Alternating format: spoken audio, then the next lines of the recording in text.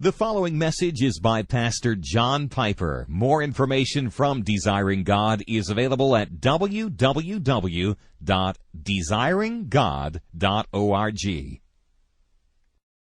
On New Year's Eve of 1936, in a Roman Catholic hospital in Bismarck, North Dakota, one day away from his death,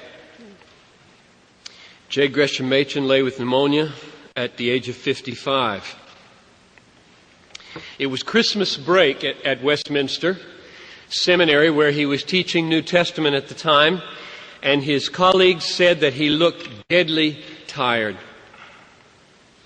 But instead of resting, as his colleagues said he should have, he accepted a speaking engagement in North Dakota, and he took a train from the mild temperatures of Philadelphia to the 20 below zero winds of Bismarck, and he spoke with Pastor Samuel Allen in several Presbyterian churches there. Ned Stonehouse, who wrote his biography, said there was no one sufficient in influence to constrain him to curtail his program to any significant degree.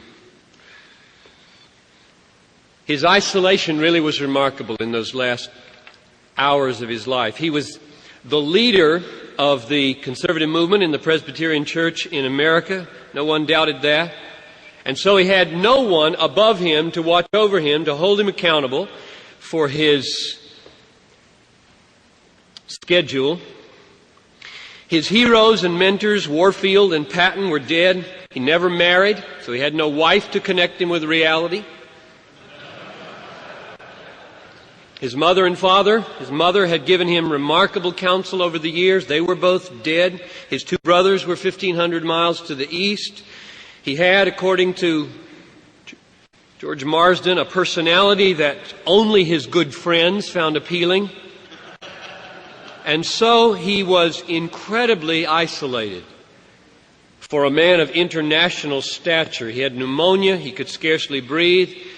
Pastor Allen visited him on that last day of 1936 to pray with him, and he told Pastor Allen of a vision that he had of being in heaven, and said, "Sam, it was glorious.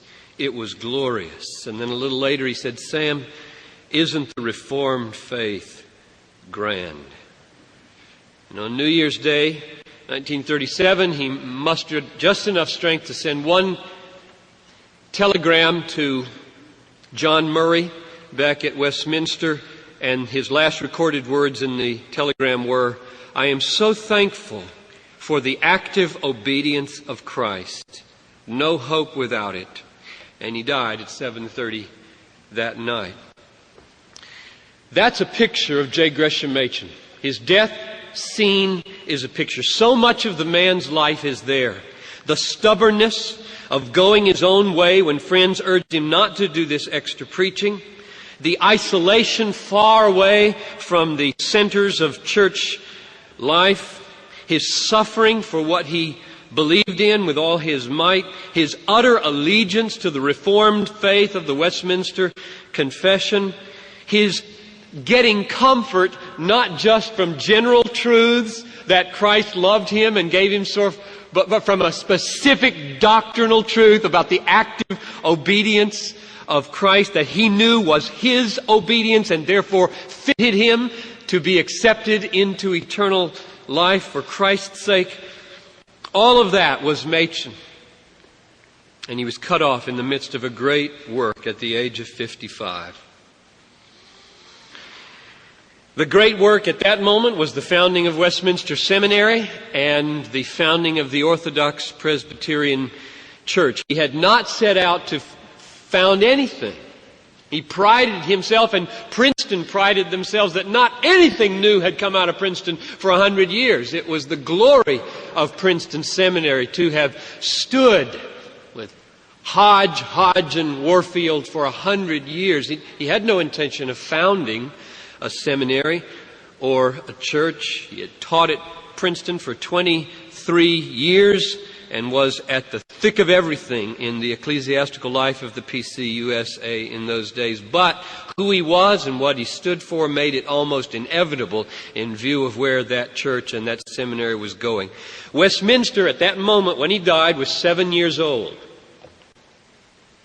The Presbyterian Church in America, which was forced legally within its first month to change its name to the Orthodox Presbyterian Church, was 6 months old. He had been elected its first moderator June 11, 1936. And the occasion for starting that new Presbyterian church was that on March 29, 1935, Machen was found guilty of insubordination and failure to obey his ordination vows, and was stripped of his ministerial standing by the New Brunswick Presbytery. The appeal was made to the General Assembly, and at the Syracuse Assembly in 1936 it failed, and he was out of the ministry by vote of the entire denomination. The reason for the insubordination that led to the censure and the indictment and the conviction and the ouster was that in June of 1933, he had formed an independent board of foreign missions to protest the fact that the Presbyterian Board of Foreign Missions had endorsed a book called Rethinking Missions, written by laymen, which Machen said, quote, from beginning to end is an attack upon the historic Christian faith. And because he said that they were supporting missionaries of the likes of Pearl Buck. Pearl Buck said that if someone existed who could create a person like Christ or portray for us a Christ like the Gospels, then Christ lived and lives, whether he once had a body and a soul or whether he is just the essence of men's highest dreams.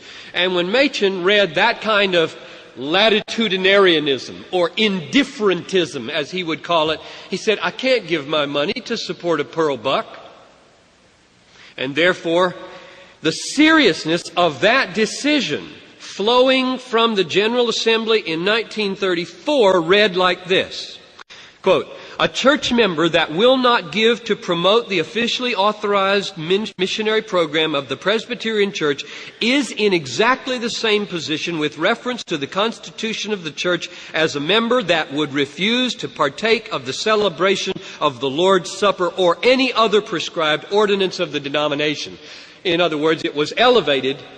His decision not to support the board, to found a new independent board, was elevated to the level of refusing to come to the table of the Lord, and that was the ground of his dismissal. A few years earlier, 1929, he had left Princeton Seminary, not under the same conditions. He voluntarily left Princeton because of the reorganization of the governance structure. There was in Princeton for 100 years a board of directors who embodied the conservative confessional commitments of the school, and as the president Stevenson and other groups became more broad in their sympathies with the modern way of thinking, they wanted to get the control of the seminary out of that group, and therefore proposed the combining of the trustees and the directors, the trustees having on them the more broadly minded people, and that was voted on and passed. Machen said, if the proposed dissolution of the present board of directors is finally carried out and the control of the seminary passes into entirely different hands, then Princeton Theological Seminary, as it has been so long and so honorably known, will be dead. And we shall have at Princeton a new institution of radically different type. And in his judgment, the seminary died in 1929. And by the fall of 29, a new seminary existed with Machen and others as the faculty. And he said at the inaugural address, September 25, 1929, to the class of 50 students, no, my friends, Though Princeton Seminary is dead, the noble tradition of Princeton Seminary is alive. Westminster Seminary will endeavor by God's grace to continue